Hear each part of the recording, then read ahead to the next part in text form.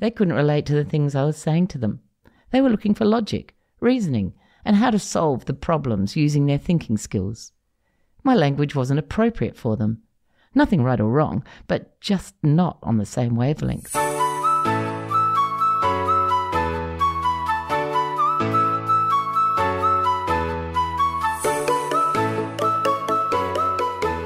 Today I'm going to answer 2 commonly asked questions that can easily be solved by understanding you and your child's personality types and making the changes to the way that you approach your problems. Now please remember that the answers I discussed today can be applied to your adult children as well, because our core behaviours and actions don't change in adulthood. Awareness is the key. Remember that if nothing changes, nothing changes. Please listen and take one thing away that you can put into action today. My first question is, "Hi Kate, my child's always questioning and angry with me when I've asked them to do something. I try to be encouraging and kind and make sure they know they're loved, and I'm only trying to take care of their feelings. I don't know how to get them to talk to me or help me because I can't seem to get my message across, and they seem to be rebelling against my style of questions. Please help me." I totally understand your predicament. This used to happen to me when my kids, constantly, before I discovered the Myers-Briggs Type Indicator. Whenever I'd question my children and ask them to do something or ask them to empathise with others, they had no idea what I was talking about, which I didn't realise at the time. In fact, they pushed back, disagreeing and arguing with me over what I'd said. It felt like they were telling me I was wrong much of the time. I pushed forward, telling them how much I love them and they weren't being kind. That's what I thought. Now, in general, they were great kids. But at times like this, I thought, oh my goodness, I've got kids with no empathy and no kindness. They didn't relate to me with many of the things we discussed. After learning about the MBTI preferences, the penny dropped, so to speak. There was so much conflict because none of us knew what to do about it. But once I had the learning and the tools to understand, it changed everything. If we think about the decision-making preferences, thinking and feeling, when we have conversations with our children, these conversations can be very different. Thinking people use their logic to make their decisions and express many of their ideas and opinions. People using their feeling preference use their values and look at how other people are affected by their decisions. Now, we can all think and feel, remember, and so can our kids, but one of these preferences will usually be more preferred than the other. I'm the only feeling type in my family. My kids and my husband are thinking types, and I was, unbeknownst to me, trying to relate to thinking type people using my feeling type logic and reasoning. For them, my language was soft and warm, and in their words, sappy. I was always talking about other people's feelings and telling my kids, and their father, to use their empathy and see the world through someone else's eyes. They couldn't relate to the things I was saying to them. They were looking for logic, reasoning, and how to solve the problems using their thinking skills. My language wasn't appropriate for them. Nothing right or wrong, but just not on the same wavelength. And to me, their responses seemed so negative and sometimes mean, and they appeared so uninterested in people's feelings that I questioned my parenting. Was I really bringing up emotionally dysfunctional kids? Think about this. How do you relate to your children in this area of thinking and feeling? Let us look at some examples of how a feeling type parent might annoy their thinking type offspring, and look at the potential for misunderstandings and disharmony due to their different cognitive preferences. For verbal simplicity, I'll refer to them as feeling parent and thinking child. If you're a feeling parent, your conversation might sound like this. "Why didn't you pick your brother up and comfort him when he fell over? He really needed a hug." Your thinking child's possible response might be along the lines of, "Well, I saw what happened. He got in the way of the other kid, so of course he got knocked down. He didn't cry for long, so I told him to go off and play. He was okay." You may think that your thinking child is being cold or unfeeling in their decision-making process, while your thinking child might perceive you as being too emotional and irrational. Another conversation of this kind, you, the feeling parent. "Your sister was so sad. She cried today because her friend was unable to come over. She was looking forward to it so much." Your thinking child's response might be, "Well, I actually didn't think about it. She's got plenty of other friends she can play with. I just told her a friend would come around another day." your child is focused on solving the problem logically, which is great because it does make sense, if not connect with the feeling side that you're on. You might feel your child is emotionally distant or disconnected, and your child might see their feeling mum as once again overly sensitive and illogical. This can lead to frustration and misunderstanding if there is no understanding of different problem-solving styles. The feeling parent can often overwhelm the thinking type child with emotions and make them feel even more resentful. Speaking in the child's MBTI language is important because as the adult, you have the knowledge, which is power. Let's look at the interactions between thinking type parents now with their feeling type offspring, because this can also lead to misunderstandings and unintentional upsets. As a thinking type parent, you might upset your feeling type child in the following ways. For verbal simplicity, I'll refer to you as a thinking parent and feeling child. When your feeling type child cries or is feeling sad, as a thinking parent, you may unintentionally dismiss or downplay your child's emotions. For example, you might say, "Hey, stop overreacting," or "Look, you're just being too sensitive." Now, this can make your feeling child feel invalidated and hurt. This is because you as a parent often prioritize finding logical solutions to problems. While this approach may be helpful, it can lead to a lack of emotional support or empathy when your child needs comfort and validation rather than solutions. As a thinking parent, you may constantly critique or question your feeling child's decisions based on your logic rather than understanding the child's values and emotional considerations. This can make the child feel judged and inadequate. To improve your parent-child relationship in this case, it's up to you as an adult with the knowledge to understand and validate your feeling child's emotions, even if they don't align with your logical perspective. Encourage open and honest conversation and allow your child to express their feelings and their values without judging them, critiquing, or asking questions. Try to find a balance between logical problem-solving and emotional support, depending on your child's needs in each situation.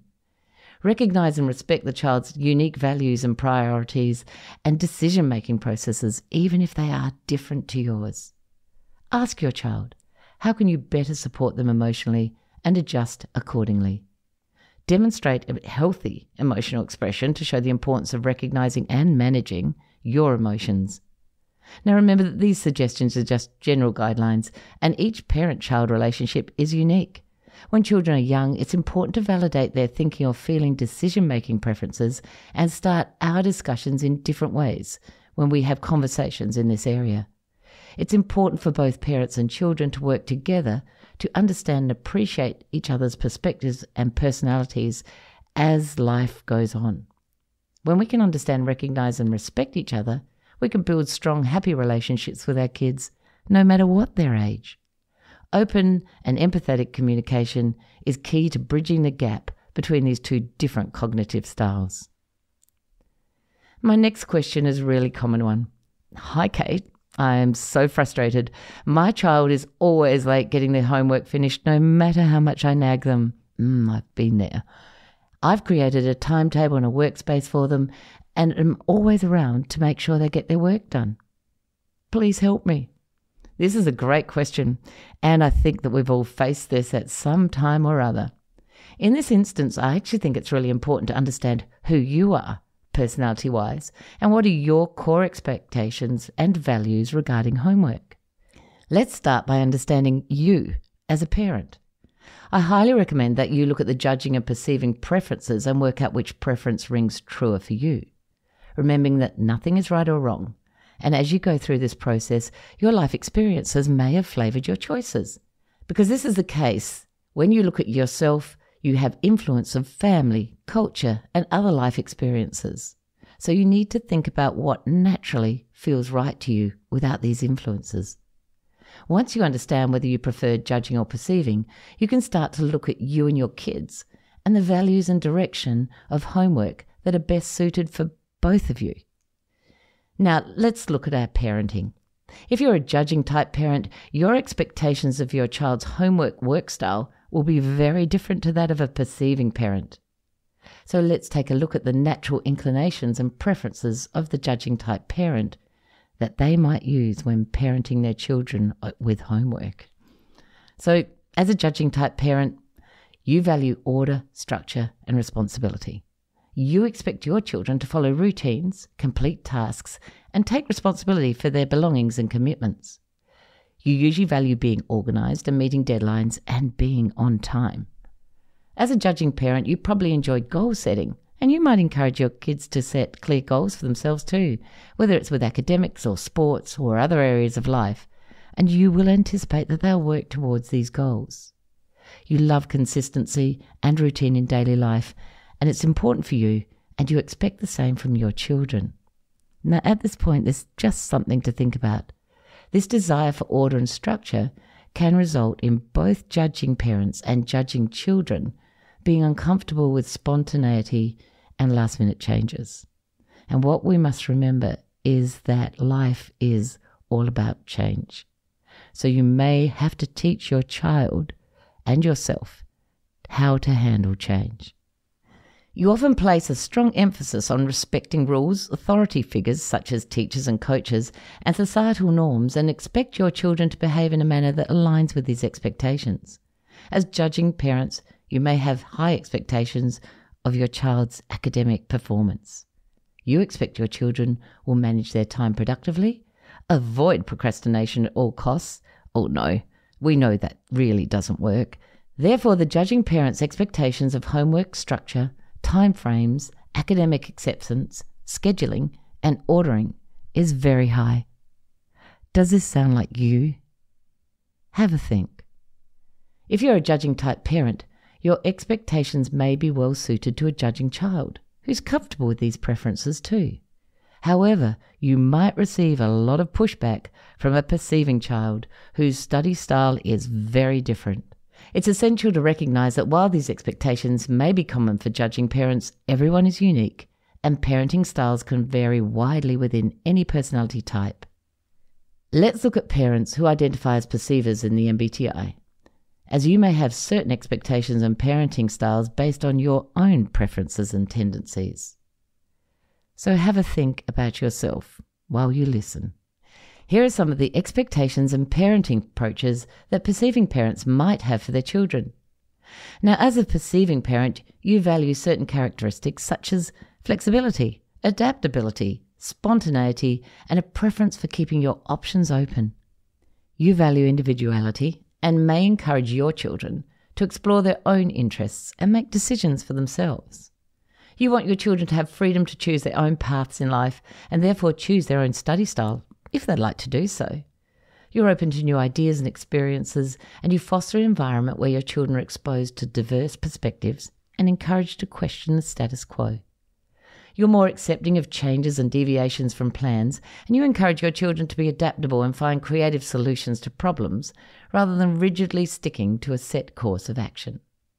Sticking to an after-school timetable is not usually on the cards for you. One night, I picked my children up from school, and on the way home, Cassie, my perceiving type child, realised she had a project due the next day, as usual. So we stopped off at the stationery shop to pick up the required items. Then I remembered that I'd missed a vital ingredient for the meal I was making that night, a common occurrence for a perceiving parent, and so I stopped at the fruit and veg shop as well. By the time we got home, Jack, my judging child, was fuming. He had homework and had planned to do it immediately after school so he could have some downtime after dinner. We had just ruined his planned schedule with our unexpected stop-offs, and he couldn't believe how inconsiderate and unkind we were. Our casual approach to time and scheduling had really put him out, and we had not considered him in our spontaneous stop-offs on the way home. As a parent, this was a really important learning for me in terms of considering other people, especially my children's preferences, and not just my own. Perceiving parents often value curiosity and a love of learning. You may encourage your children to explore their interests, try new things, and pursue knowledge for its own sake. You don't always pressure them into having everything planned out early in life. Instead, we trust that our children might figure out things in their own time. Perceiving parents may be more tolerant of a messy room or a disorganized schedule, and have less focus on the importance of organisation and structure as the judging parent.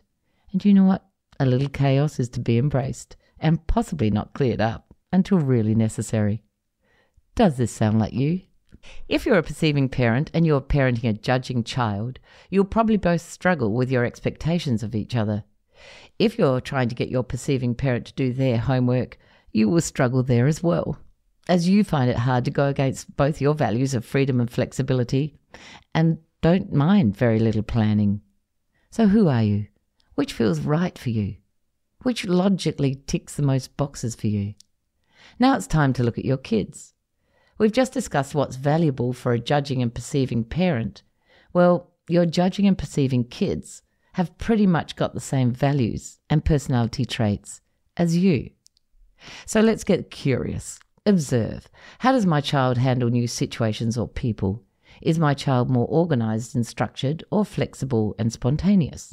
This can provide insight into whether your child leans more towards judging or perceiving in their approach to life. Ask questions.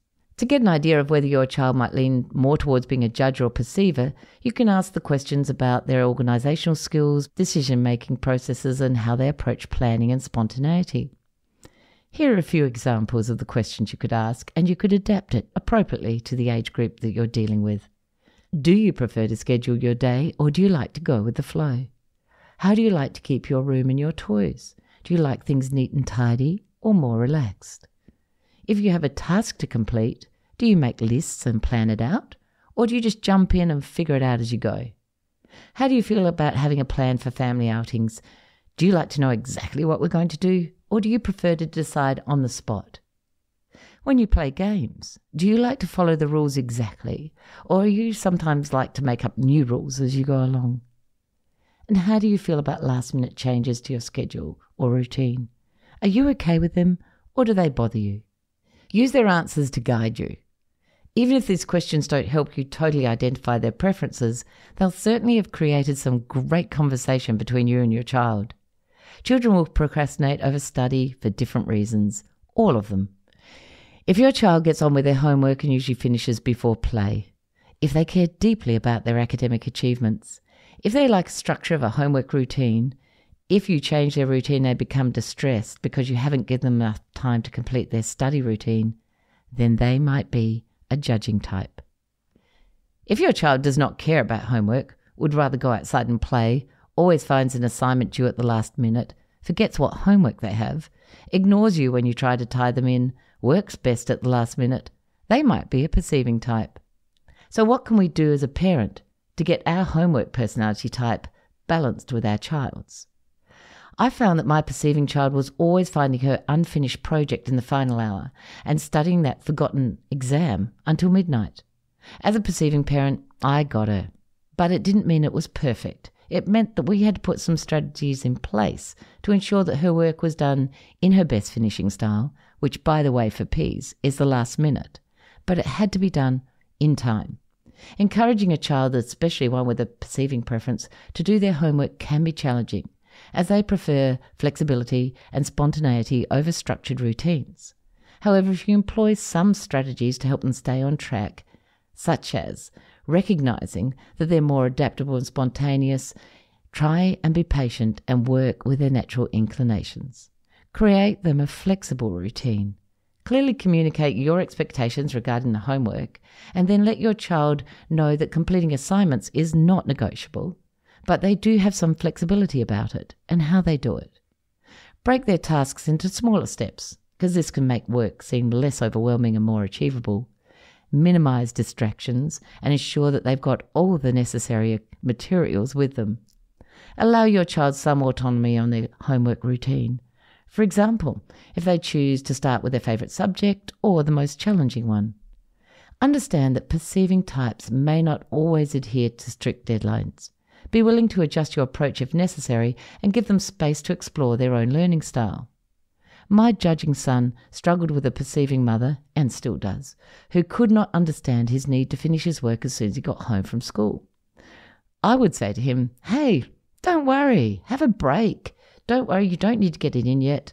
And he insisted that he would get his essays completed by the due date. Now, his judging homework style was so foreign to me until I studied the MBTI. I actually thought there was something wrong with him. Thank goodness for my newly found knowledge. I then embraced Jack's amazing capacity to concentrate, complete his work ahead of time, and structure and organise his own work timetable. Encouraging a judging child to do their homework is often not a chore. Sometimes the emphasis with these children is to instill a time to relax as well as work. Children with judging traits appreciate routine and structure. Create consistent homework schedule that has a designated time and place for homework. If children with judging traits become overwhelmed by larger tasks, help them to break their homework assignments into smaller, more manageable steps. Provide a quiet, comfortable and organised workspace, as this can help your judging child focus better. Teach your child how to prioritise tasks based on deadlines and importance. This skill is especially important for them because they might want to just naturally finish all tasks promptly and end up with a huge amount of tasks to do. While it's important to encourage your judging child to complete their homework, avoid micromanaging or pressuring them excessively. They often do not need this kind of pressure. Allow them to take ownership of their responsibilities and provide guidance when needed. Children with judging traits may be more motivated when they understand a purpose behind their tasks. Encourage them to create to-do lists and set goals, as this can empower them to manage their time and their tasks more effectively. We're all coming from our own unique perspective on life and understanding others and adapting to their views and perceptions, and this is a lifelong and forever changing exercise. It's really important to keep an open mind and not make assumptions solely based on the MBTI preferences. Use this information as a tool for understanding and supporting your child's natural tendencies for homework rather than a strict guide. I hope it helps you understand your own values and expectations and those of your children around the homework battles and gives you some ideas of how you can bring harmony to the battlefield. I'm Kate Mason. Thank you for listening to Parenting and Personalities. If you enjoyed this episode, we'd love it if you could leave a rating and a review that would help others learn about this podcast. If you're interested in discovering more about you and your family's personality types, you'll find my book, Who is This Monster or Treasure in My House, on Booktopia or Amazon. If you have an episode idea, please send a note to thepersonalitycoach@gmail.com. Many thanks to our producers at Stories and Strategies, and we'll see you next time.